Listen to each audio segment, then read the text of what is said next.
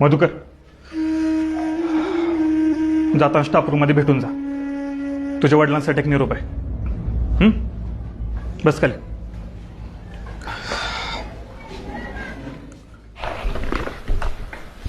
हात येऊ का सर? अरे ये मधुकर, बस. नाही नको, हाय तो उभा. अरे ये रे, बस. नको. अरे ये म्हणलं ना.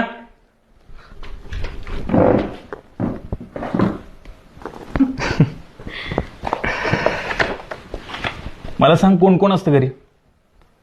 आई वडील असतात आणि 2 बहिणी आहेत. एकीचं लगीन झालंय, एकीचं यंदा होईल.